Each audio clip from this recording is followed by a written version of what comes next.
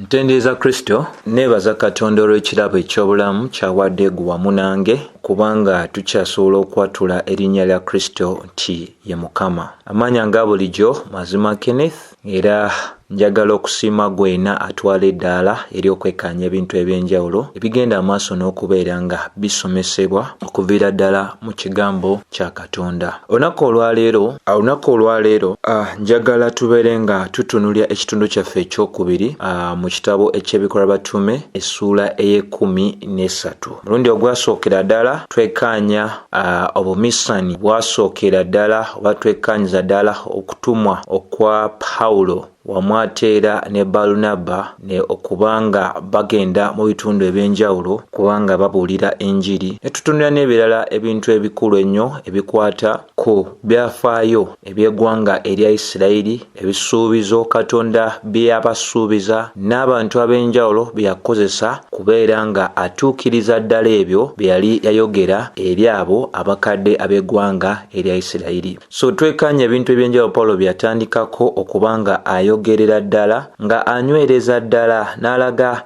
nti kituufu Masiya eyali yayogerwako, Masiya oyo yamala n'agenda maaso n'alabisibwa, era ne mu kubeera mu biro eby'okubanga yali asemberedde ne Yokaana yagenda maaso omubatiza n'anyweza ensonga ez'enjawulo ezoogera ku Masiya. So twasembayo nga twekkaanya olunyiriri olwa36 mu ssuula 13 olugamba nti Dawudi naye bwe yamala okuweereza Katonda mu biro bye olw'okwagala kwa Katonda, era naye n'agenda mu maaso n'okwebasibwa wamu ne bakitaabe era n'alaba kye tuyita okuvunda. Olwa37 lulaga but he whom God raised again saw no corruption, ti naye oyo Katonda gwe yagolokosa mu bafu teyalaba kufa. So njagala tutunulye omutwe gwe tuyita obuwanguzi okulemererwa eri Abayudaaya, ate wamu twekkaanye n'ekyo kye tuyita obuwanguzi eri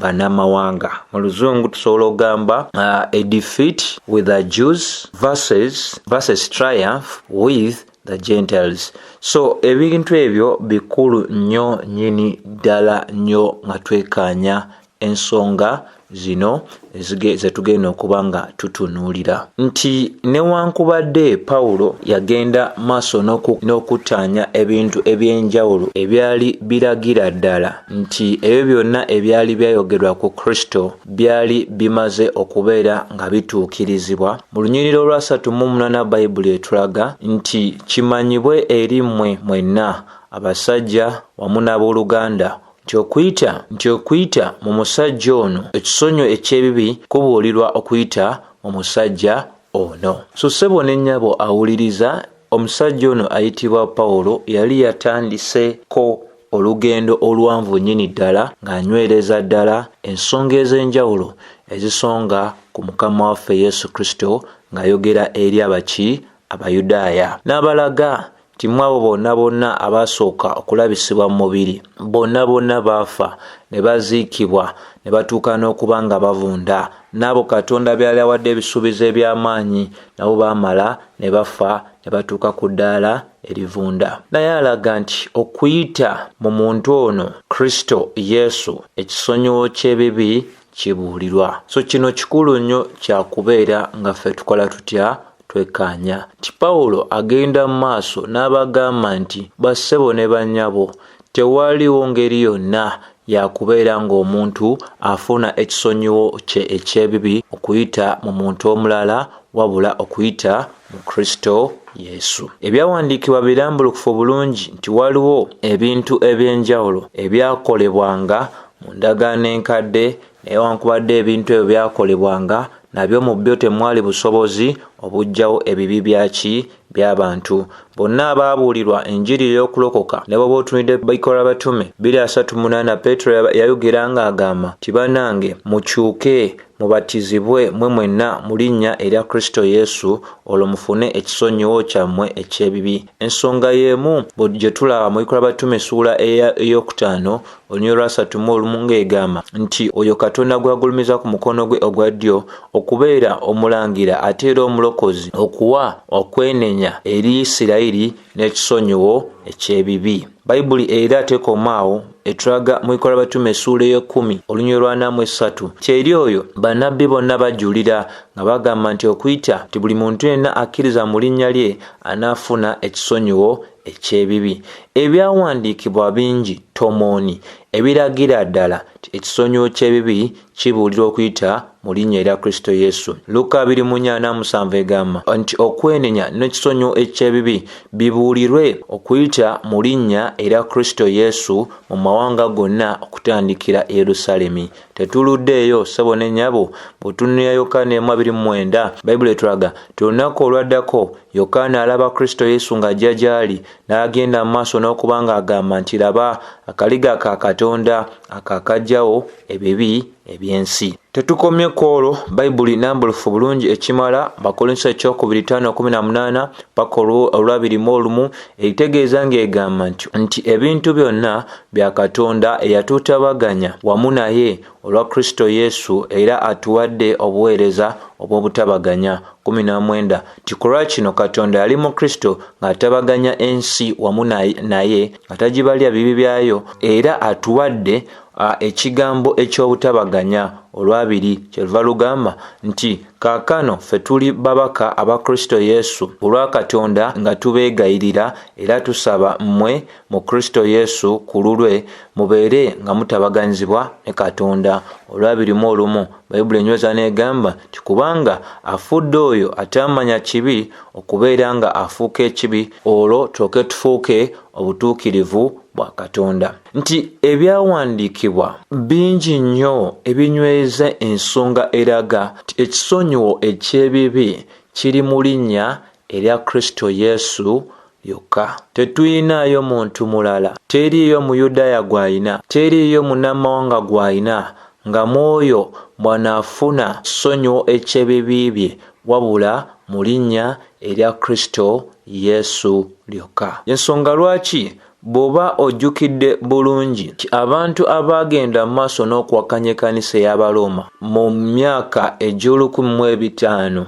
n'olukumi-mu-lukaaga-17 ebyafaayo biraga nti abantu abo abalwanyisa ekkanisa ey'Abaroma eyali esomesa ebintu ebiyitirira ku ebyo ebyatuweebwa mu Bayibuli bateekawo ekiwandiiko nga kizingiramu ebintu kisookera ddala ne bagamba nti tugwanidde okugoberera ebyawandiikibwa byokka watali kubeera nga tukola ki tugattako. Ffe ffenna abagamba nti tuli Bakristaayo Bayibuli bwe tugamba nti nno obulokozi obw'ekisonyiwo eky'ebibi kiri mu linnya erya Kristo lyokka tetugwanidde kuba nga tugattako kintu kirala kyonna oba obuwangwa bwaffe oba ennono zaffe oba ebintu byonna ebigunjiziddwawo abantu. Ekyokubiri bano abalwanyisa ekkanisa ey'Abaroma nga banyweza ensonga y'okuba nti tulina kwekumiramu ebyoka ebyatuwandiikibwa. Ekyokubiri kye bagenda mu maaso n'okugamba nti ekisa kya Katonda kye kyokka ekimala. Singa si kisa gwe nange tetusobola kubeera nga tulokolebwa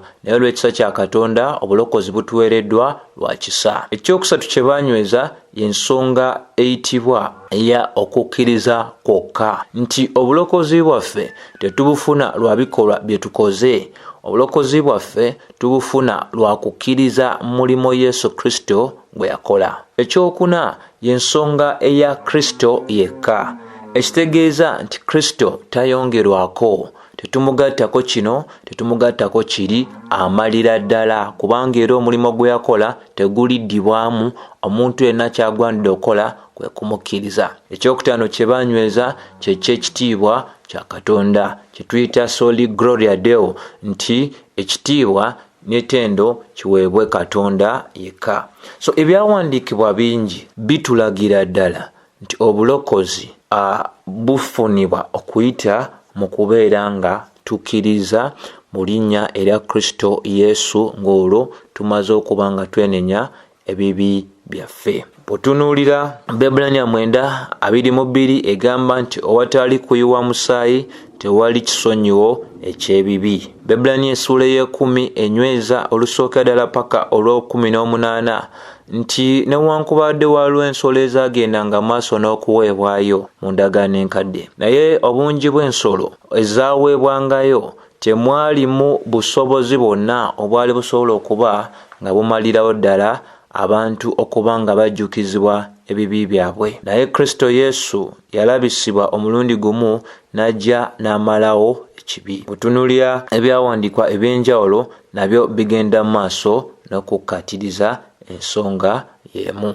Bino byonna Pawulo abyogera eri Abayudaaya, naye byonna byogera eri Abayudaaya naffe bitugasiza ddala, kubanga ffenna tuwulira enjiri emu, enjiri eyo esonga ku musajja ayitibwa Kristo Yesu eyajja okubeera ng'afuuka ekitambiro eky'ebibi byaffe. Olwasatu mu 9 n'agenda amaaso ng'anyweza ng'agamba nti and by him all that believe, tokuyita mu ye abo bonna abakkiriza basaanyiziddwa okuva mu bintu byonna bye bali tebasobola, bye bataalisaanyiziddwamu okuyita mu mateeka aga Musa. Obufunze bw'ensonga butulagira ddala nti bwe twogera ku nsonga y'obulokozi bwaffe, Bayibuli egamba nti okuyita mwoyo yekka Kristo Yesu, buli muntu yenna asobola okusaanyizibwa, asobola okuggyibwako omusango. Era Bayibuli bw'egamba nti omuntu yenna asobola okuggyibwako omusango, kiba kitegeeza omuntu oyo asobola okuggyibwako omusango okuyita mu Kristo Yesu. Teri asobola kuggyibwako musango wabweru wa Kristo Yesu. Lwaki bino tubyogera nga bwe tuli obyogera? Bassebo ne bannyabo, wabweru eyo waliyo enzikiriza ez'enjawulo, waliyo amaloboozi ag'enjawulo, waliyo enkola ez'enjawulo, waliwo abeeraze nti nabo basobola, waliwo abakkiririza mu bintu ebiri wabweru w'ebyo ebyawandiikibwa era nga babyenywezezza, babyekutte, balina obwesige bw'amaanyi mu byo nga bagamba nti obanga balowooza tibinaasobola okuba nga bibalokola. Abalala balina bikolwa, abalala balina amadiini gaabwe, abalala balina mpisa, abalala balina bugagga, abalala bali mu kwoyo simanyi Maama Maria, abalala bali ku rozali, abalala basaba bafu, abalala basaba bamalayika, abalala bagenda mu maaso n'okusiiba, abalala n'okubeera nga balumya emibiri gyabwe, balinnya ensozi, bakola kino bakola kiri nga balowooza tibanaafuna obulokozi okuva mu ebyo oba okuva mirimu egyo egy'enjawulo gye bakola. Naye kitegeerebwe buli muntu yenna, Bayibuli nnambulukufu ekimala eraga nti okuyita mwoyo yekka buli muntu yenna asobola okubeera ng'aggyibwako omusango.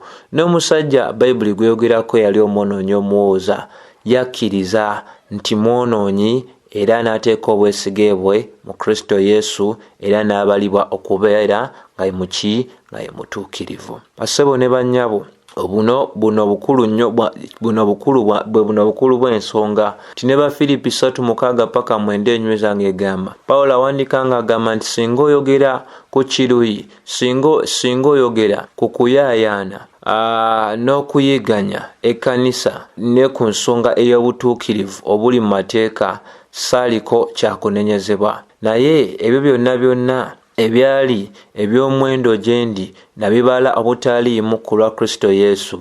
Kyannamaddala watali kubuusabuusa, nabala ebintu byonna obutaliimu ku lw'obukulu obw'okumanya Kristo Yesu oyo Mukama wange. Oyo ku lulwe mbonyeebonye ebintu bingi era sibala kintu kyonna, wabula buli kintu kyonna nkibalira ddala obutaliimu, ndyoke mpangule nfune Kristo, nsangibwe nga siina butuukirivu obwange obuva mu kukuuma oba okukwata amateeka, wabula nga nina obwo obutuukirivu obujja olw'okukkiriza mu Kristo Yesu, olw'obutuukirivu obwo obwa Katonda olw'okukkiriza. Bassebo ne bannyabo, ensonga zino zonna zitaanya oba zinywereza ddala ensonga eyo yemu.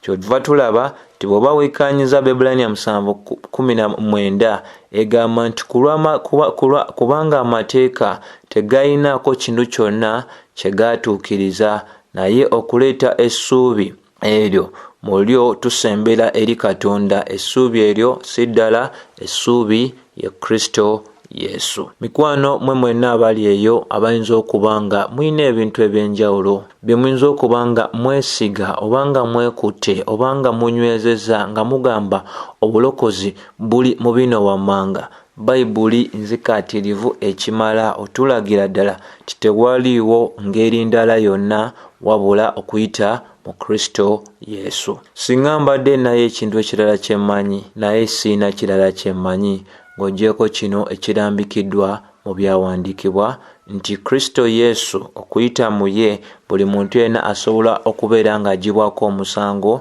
kubanga ye yekka yatuukiriza obusungu bwa Katonda bwe yafuuka ekitambiro eky'ebibi byaffe. Bikulu nnyo ebyo byakuba nga tutegeerera ddala nti amateeka aga Musa mugo temwalimu busobozi bugibwako muntu bibi bye era okuba nga afuna obulokozi. Naye mu Kristo Yesu okugibwako ebibi n'ofuna obulokozi byonna biri mu ye. Nti ekigambo kino okugibwako omusango kye kigambo kyekimu ekyolulimi olunasaayansi ekisobola okuba nga kitegeeza okufuna kugonjoolwa, oba ekigambo kino okugibwako ebibi kye kigambo kyekimu ekisobola okutegeeza embeera esobola okuyamba okubeera nga ogonjoola omutawaana oguyinza okuba nga gubaddewo. Tulokolwa eri Katonda. Ffenna twayonoona ne tulemotuka ku butuukirivu bwa Katonda. Naye olw'okukkiriza mu linnya lya Kristo Yesu nga tweteeka obwesige bwaffe mu mulimo gwe yakola nga tumaze okuba nga tukyuka tuleka amakubo gaffe ag'ekibi, tusobola okusaanyizibwa ne tufuuka abaana aba Katonda. Olwana agamba nti mufeeyo, be aware therefore lest that come upon you which is spoken in the prophets, timubeere beegendereza ebyo ebyayogerwa bannabbi bireme okuba nga bibatuukako. Ayogera eri Abayudaaya ne naffe kaakano ayogera eri ffe nti bannabbi baalanga ne balaga nti waliwo obyo bugenda otuuka ku bajeemu. Naye mu tuba tutunuulidde obulambulufu bw'ekyawandiikibwa Pawulo waayogerera bino wammanga, ensonga eno yagitunuuliza nnyo Abayudaaya nga bagamba mubeere beegendereza ebyo ebyayogerwa bannabbi bireme okubeera nga bikola ki? Bibatuukako. Okulabula kuno kwagenda maaso n'okuweebwa ng'amaze okwogera ku busobozi obw'okubeera nga omuntu asobola okugibwako ebibi bye. Nti naye bwe banga tebagenze maaso na kukkiriza ekyo kye yali agenze maaso n'okuttaanya ng'alaga nti mu Kristo Yesu mwokka mwe tusobola okuba nga tugibwako ebibi byaffe, abalabula ng'abagamba mubeere beegendereza ebyo ebyayogerwa bannabbi bireme kuba nga bibatuukako. So tulabula abo bonna abagaana ekirabo kya Katonda eky'okugibwako ebibi okubeera nga babeera baki? Beegendereza. Bannabbi baalanga ebintu bingi nnyo ebyali bigenda otuuka ku abo abagaana okubeera nga bakkiriza mu linnya erya Kristo. Bayibuli era y'emu eyogera mu Baebbulaniya ssuula ey'okulonyola okusatu nga lugamba nti ffe tunaawona tutya singa tetufaayo eri obulokozi obwo obwatandikibwa ddala okuba nga butubuulirwa Mukama waffe Yesu, ate era ne bunywezebwa eri ffe eri abo abaamuwulira. Bikulu nnyo ebyo byakutegeera. Baebbulaniya 3:12 agamba mufeeyo abooluganda, lest there be in any of you an evil heart. Mummwe mufeeyo abooluganda waleme kubeerawo omu ku mmwe nga ayina ekintu ekyobubi mu mutima gwe eky'obutakkiriza nga akyuka okuva eri ani? Eri Katonda. Ebintu byemu byolaba mu Kabakuuku 5 egamba mwe mulabire ddala mu masekkati ga bannamawanga era mufeeyo era mwewunyize ddala kubanga naakola omulimo mu nnaku ezo, omulimu ogwo ogutajja kukkirizibwa nga newankubadde muliba mugambiddwa. Ensonga lwaki kino kyali kyayogerwa nabbi nti obujeemu bwa Isirayiri n'okubeera nga balowooleza ddala kubanga Katonda yali abalonze ng'eggwanga, baali tebasuubira kintu kyonna kibi kubeera nga kibatuukako, ne batambulira mu mbeera ey'obujeemu, ne batandika okubako ebintu bibeekwata nga byebasinziza ddala. Naye Mukama ayogera ng'alaga nti ebiro bigenda kujja ajja kukola ekintu nga kijja kuba kizibu nnyo okubeera nga abantu abo bajja kikkiriza. Yeye mwene yabakuumanga okuva eri obulumbaganyi bwonna obw'amawanga amagwira. Bw'eba yeekaalu eyali mu Yerusaalemi okuzimbibwa kwayo kyava ku kiragiro kya Katonda era obukuumi bwayo bwava eri Katonda. Ne ebyo byonna byali byakusaanyizibwawo nga bannabbi bwe baali balangirira edda. Naye ekyo mu biro byakyo nga kyakubeerawo nga Bayudaaya batono abasobola okubeera nga bakikkiriza. Naye nga bwe tuli obyogera, ebyo bino byonna bye tuli okwogera byamala ne bituukirizibwa mu mwaka ogw'ensanvu oluvannyuma lwa Mukama waffe Yesu Kristo ng'amaze okufa n'azuukira. Abayudaaya newankubadde baagambibwa ebintu bino eby'okubeera nga bakyuka beenenye baleka amakubo amakadde bakkirize Mukama waffe Yesu Kristo, tebaawulira bigambo Pawulo bye yayogera, era Yerusaalemi yamala n'ezingibwako Abaruumi era n'emalizibwa ng'egenze mu maaso n'okuba nga eteekebwa omuliro ng'okwo kw'otadde ne weema, otadde yeekaalu eyo ennene ennyo, yonna n'egenda mu maaso n'okusaanyizibwawo, era Abayudaaya bangi nabo bagenda mu maaso n'olusuulamu akaba. Bino byonna byogerwa kubeera nga abantu balabulwa. Tulina okwewala ebyo bye tulabuddwako tibisobola otutuukako. Kiddamu, tulina okubeera nga twewala ebyo ebitugambiddwa oba bye tulabuddwako tibisobola otutuukako. Ensonga lwaki Bakolinso ekisooka 10 olusooka paka olw'omukaaga ne Baluumi 15:3 paka 4 byonna binyweza ddala nti byonna ebyawandiikibwa eby'endagaano enkadde byakuumibwa ku lwaffe tuleme kubeera nga tuddamu ensobi ze ezimu ezaabo abatusooka okubeera nga babeerawo. Olwanamu olumu Bayibuli etwoga timulabe mmwe abanyoomi era abagenda mu maaso n'okubeera nga muva ku mulamwa era ababula, nti naakola omulimo mu nnaku zammwe, era omulimu ogwo teri n'omu ku mmwe anaagukkiriza newankubadde ng'omuntu amugambye. Ekyo kye tulabye mu Kabakuuku 5. Olwokubiri nti and when the Jews were gone out, Abayudaaya bwe baali bagenze wabweru owa sinagogue, kitegeeza nti ebigambo bino newankubadde byabuulibwa Abayudaaya tebaabikkiriza, baamaliza nga bafulumye wabweru. Mu bufunze ekitegeeza nti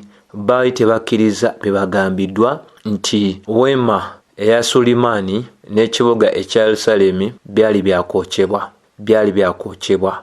Jjukira obukulu bwa weema eyo, endabika yaayo ennungi ennyo n'ebintu eby'enjawulo. Kyali kizibu nnyo Abayudaaya okukkiriza nti awaliwo embeera yonna eyali esobola okubeera nga ejja naye nga Katonda agiganyiza okubeerawo. Leero tuli mu biro ng'abantu bagamba nti Katonda talina n'omu gw'asobola kusindika mu geyeena, era ng'abalala bagamba nti tasobola ssaanyaawo nsi eno. Waliwo abaami n'abakyala olunaku olwaleero nga kizibu nnyo bo kubeera nga bakkiriza mu nsonga ey'okugamba nti omuntu oyo yabula, nga ne bw'obeera obagambye ku mulokozi n'ebyo ebyayogerwa edda nga bo tebasobola kukkiriza ebintu ebyo, nti tebalinaako kyakuyiga kyonna kye bajja mu kulabulwa okuba okwatuweebwa. So ne bano we bali nti Abayudaaya bwe baawulira Pawulo byali ayogedde baasala okukola ki? Kufuluma. Ne Bayibuli etugamba nti naye bannamawanga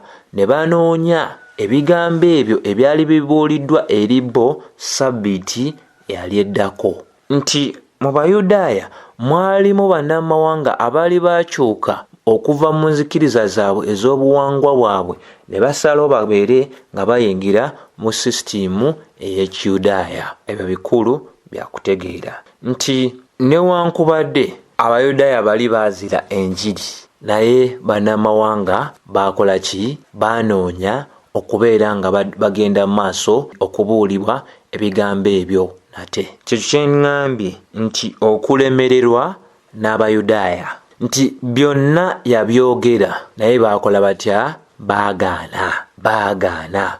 Olwanamu 3. Now when the congregation was broken up, nti ekibiina bwe kyakutulwamu, many of the Jews and the religious proselytes, nti bangi ku Bayudaaya n'abo abaali bamaze okuba nga bakyuka nga bava mu nzikiriza ziri ezitaali za Bayudaaya ne bagoberera Pawulo ne Balunabba abaali boogera ebigambo ebyo nga babakakasa nga babagamba bagende maaso n'okweyongera mu kisa kya Katonda. Waliwo abagikyaye, waliwo abakola ki abaliwo ginoonya ogitegeera. Olwanamwenya, and the next Sabbath day, tunaku olwaddako olwa Sabbiiti, came almost all the whole city, nti ekyenkana ekibuga kyonna kyakuŋŋaana wamu okuwulira ekigambo kya Katonda. Kyakuŋŋaana we beegayirira abatume bano okubeera nga bagenda maaso n'okubuulirwa ebigambo bino. Pawulo wamu ne Balunabba baanyiga obudde ne bakakasa tibakolera ddala ekyo ekyali kibagwanidde okuba nga bakola okubuulira abantu bano. Kyobola Bayibuli etulaga nti Sabbiiti eyaddako kyenkana ekibuga kyonna kyakuŋŋaana okuwulira ekigambo kya Katonda.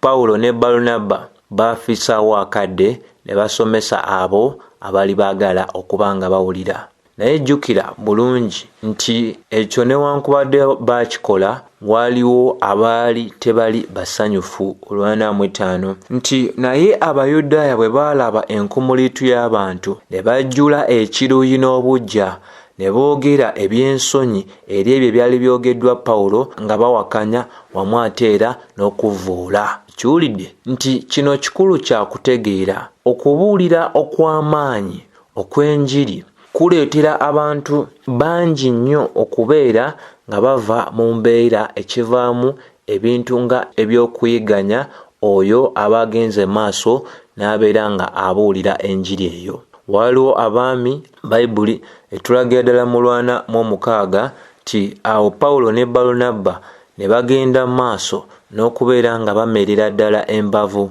ne boogera nga bagamba kikyali kibagwanidde mmwe ekigambo kya Katonda osooka okubuulirwa mmwe, naye mu kubanga kaakati mukigaanye mukyejjako nga mwebala nti temugwanidde obulamu obutaggwaako, laba tukyuka tugenda eri baki eri bannamawanga. Kati bino nabyo bikulu bya kubeera nga tukola tutya nga tutegeera nti obukulu bw'ensonga eno bwe buno wammanga nti Abayudaaya bo bennyini be beesalira omusango ne babeera nga bagaana ensonga ey'obulamu obutaggwaawo.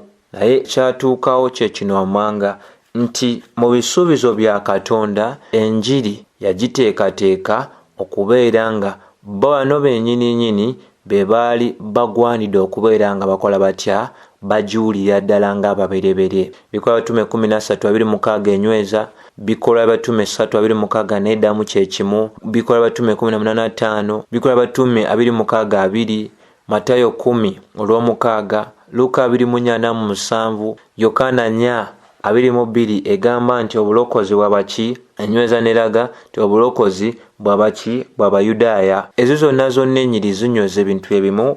Pawulo mu Baluumi 1:16 n'agamba nti enjiri temukwasa nsonyi kubanga mulyo mwe muli gemaanyi ga Katonda omuli omuva obulokozi obwa buli muntu yenna akkiriza, obwa buli muntu yenna kutandikira ddala n'Abayudaaya wamu ne bannamawanga. Naye bino byonna bimala okubeera nga byogerwa, tebakkiriza ebyo ebyali byogeddwa, tebabikkiriza ebyali byogeddwa, era ne babikola batya? Ne babisammula, ne babigaanira ddala. Kiki ekyaddawo ekirala ekikulu? Pawulo mu Lwana 7 n'agamba nti ku lwakino, for so has the Lord commanded us saying, ku lwakino Katonda atulagidde ng'atugamba, I have set you to be the light to the Gentiles. Mbaawudde batumye mubeere nga mubeere ekitangaala eri bannamawanga, that you should be for salvation, mubeere nga mutwala obulokozi eri enkomerero ey'ensi. Ebyo byonna tebiri wala. Isaaya 45:22 nalwo lunyweza ensonga y'emu, era bwe tuba tutunulire n'ekirala Isaaya 42 nayo enyweza ensonga y'emu, Isaaya 60 nayo enyweza ensonga y'emu. So bino byonna byali byayogerwa dda. Kati bannamawanga bo bwe baamala okuwulira bino mu Lwana 8 bwe baawulira bino ne babeera nga baali basanyufu nnyo, ne bagulumiza ekigambo kya Katonda, era bangi ku bo abaali baayawulwa ku lw'obulamu obutaggwaawo ne bakkiriza. Kati bino byonna biraga ki? Nti Pawulo ne Balunabba baatuuka ne bagenda maaso n'okubeera nga beekubako enfuufu okuva ku bigere byabwe, kiragira ddala nti ensi oba ettaka eryo eryalimu abajeemu nalyo lyali ttaka eritaali lirongoofu kubanga baagaana enjiri eyaki ey'omuwendo. Ettaka eryo erikubwa ku bigere kyekimu ng'okulaga tekintu ekitali kiki kirongoofu. So abatume nabo ate era okubeera nga beesamulako ettaka ery'omu kitundu ekyo ke kamu ku bubonero obulagira ddala nti baali bamaze okujulira eri abantu abo era enjiri baali bagiwulidde naye ne bakola batya ne bagigaana. So kinsonga gye tulaba nti aboonoonyi olw'enneeyisa yaabwe bagenda maaso n'okwesalira omusango nga balagira ddala nti tebagwanidde kubeera nga bakola batya nga balokolebwa, nti beeyongedde nnyo nnyini ddala mu kubeera nga batambulira mu bwonoonefu era nga tebalina ssubi lyonna lyaki lya bulokozi. Kyekyali ku Bayudaaya kyekyo ekiri ku bantu olunaku olwaleero, era Bayibuli etulagira ddala nti naye Abayudaaya ne bakuma omuliro mu bantu abo abaali beewaayo wamu n'abakyala ab'obuvunaanyizibwa n'abakulu mu kibuga ne bayimusiza ddala okuyiganya eri Pawulo ne Balunabba era ne babagoba okuviira ddala mu kitundu kyabwe. Kugamba weewuunya nti mwalimu abasajja n'abakyala ab'ebitiibwa naye nga nabo bennyini baali baalisibwa obulungi nnyo mu butamanya era ne bawakanya amazima.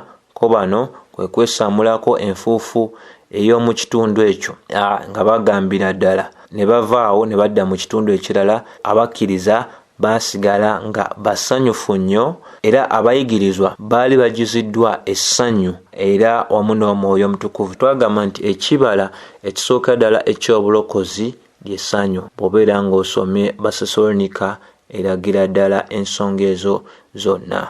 Naye waliwo n'akalala akatalekeka ke kagambo Bayibuli keekoonyeeko mu lunyiriri olwa48 nti bwe kituuka ku kya bannamawanga okubeera nga baawulira nti Katonda nabo yabalina mu pulaani ye ey'obulokozi, nti ne bajaganya nnyo ne basanyuka nnyo ne bagulumiza ekigambo kya Katonda, nti era abo bonna abaali abangi abaali bateekebwateekebwa ku lw'ensonga ey'okufuna obulamu obutaggwaawo. Kati ensonga eyo oba ekigambo ekyo kirimu kye tusobola okuyita okulya wamu n'okukomba essuwaani, nti bantu bangi batabuddwa nnyo ekigambo ekyo, nti waliwo abantu abaali balondebwa edda nti be balina okubeera nga bafuna obulamu obutaggwaawo. So nennya waliwo ebintu ebimu bye sitasobola kugamba nti byonna mbimanyi, bye sitasobola kugamba nti buli muntu yenna atutte akadde akamala mu byawandiikibwa asobola okuba nga abiddamu, naye kitugwanidde okubeera nga tukkiriza ekyo ekituweereddwa mu byawandiikibwa. Bayibuli yemu etulaze mu lunyiriri lwa 39 nti abo bonna abakkiriza mu linnya lya Kristo Yesu bakuggyibwako omusango. Ate Bayibuli yemu nnyini etulaga mu lunyiriri lwa 48 nti abo bangi ku abo abaali baayawulwa ku lw'obulamu obutaggwaawo ne bakkiriza. Bwetyo bwekiraze era siina ngeri yonna gye nsobola kubeera nga nkola ki nga nkikyusa. Twaliwo Katonda abantu beayawula ku lw'obulamu obutaggwaawo. Ensonga ezo zirabikira ne bw'oba osomye ebigambo Mukama waffe byeyogera ne Pawulo mu Bikolwa by'Abatume 18 olw'ekumi bwe yamugamba nti mu kibuga muno mukyalimu abantu bange. Ekyo sisobola kimanya, Katonda yekka yakimanyi. Ensonga y'emu gy'olaba Balumi 8:28 paka olwa3 bw'alaga nti abo bonna bye yayita yabaggyako omusango era abo bye yayita yabatukuza era abo bye yatukuza yabagulumiza. Bayibuli bwetyo bweraga. Bw'osoma Balumi essuula ey'omwenda olw'15 paka olw'23 nalwo lunyweza nti abaana bonna nga tebannaba kuzaalibwa ye Katonda yalonda n'agamba Yakobo gwe njagadde era Esawo mukyawa. Ebyo tobimbuuza ate era tolina buyinza bwebibuuza Katonda, kuba Bayibuli emu egenda maaso n'enyweza nti ate bannange ekibumbe kijja obuyinza obubuuza omubumbi ti lwaki onkoze bw'oti oba bw'oti. Bassebo ne bannyabo zezo ensonga ezimu nga tetusobola kuba nga tuzikwataganya okuyita mu magezi gaffe naye tesobola ogamba nti Katonda mu bukulu bwe yateesa oba n'ateekateeka ebintu okusinziira ku kwagala kwe. Teri n'omu ku ffe asobola kubeera nga abuuza kino oba abuuza kiri. Wagamba nti kaakano oli mulokole, weebaze Katonda. Gwe agamba nti walokoka era nkuzaamu amaanyi, ogenda maaso n'okubuulira enjiri, kubanga tomanyi ani eyayawulwa ani atayawulwa. Ogugwo gwakubuulira enjiri, bisigadde ogwanidde birekera Mukama Katonda wo. So ne ku lw'ensonga eyo sisobola kuba nga nsuukako wano wabula okulaga nti oba okunyweza nga nkulaga nti Pawulo ne Balunabba baalaba obuwanguzi eri bannamawanga naye ate baalaba okulemererwa eri Abayudaaya. Si bo be baali ensonga naye abaabuulirwa enjiri baagigaana ne basalawo okubanga bagitwala eri abalala era abalala baagiwulya ne bagikkiriza ne balokola. Ekisa kya Mukama waffe Yesu Kristo kibeere eri mmwe mwenna abawuliriza.